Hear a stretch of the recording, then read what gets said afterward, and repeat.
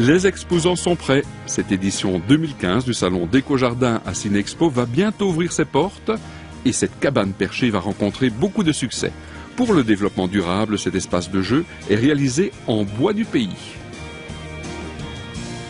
C'est du bois qui vient de chez nous, qui est donc de nos régions, de Chevetogne, de Ciney. On essaye de travailler avec du bois qui est certifié PEFC, donc la gestion durable des forêts. Le trajet le plus court, vraiment, est important aussi. Il faut y penser. Le monde change et je crois que nous aussi, on doit changer par la même occasion. Déco-Jardin propose beaucoup d'idées pour les aménagements extérieurs. Chaque année, une famille d'osiericulteurs des Ardennes françaises présente des brins de saule à bouturer au jardin. Alors je vous propose de l'osier pour faire une palissade en osier vivante. Donc planter les brins d'osier d'une vingtaine de centimètres dans le sol selon la hauteur. Après vous en faites partir 2 sur la gauche, 2 sur la droite pour avoir un système de quadrillage. Après ça fait des feuilles et puis ça peut servir de brise-vue coupe-vent. Ce saule est aussi cultivé pour la vannerie. C'est la variété rouge belge.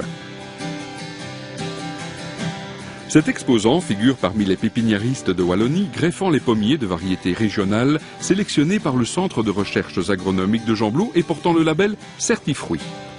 Des arbustes décoratifs peuvent aussi être commandés. Les horticulteurs sont présents avec les toutes premières laitues à repiquer dans la serre ou dans la couche. Avec aussi les premières couleurs pour les potées, sans oublier les semences pour le potager.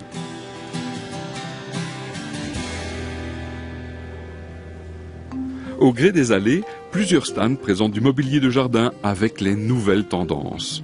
Place aux couleurs gaies pour les ombrages et pour ce hamac en forme de nid suspendu. C'est un produit belge. Il existe plusieurs modèles. Vous avez le hamac pour enfants qui est ici plus loin, le 1 personne qui est ici et le 2 personnes également. C'est traité donc anti-moisissure et vous pouvez le laisser donc sous la pluie, il n'y a aucun problème avec ça. Et c'est un endroit où vous allez pouvoir lire un bouquin, se relaxer, être zen.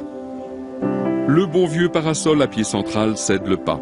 Place aux voiles de toutes formes et aux nouveaux modèles à pied décentré qui s'étendent au-dessus de la table.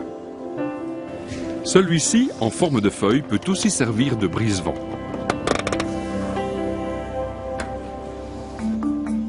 Pour paver une terrasse, un trottoir, placer des bordures, voici de la pierre bleue belge avec toute la diversité des finitions proposées par la carrière.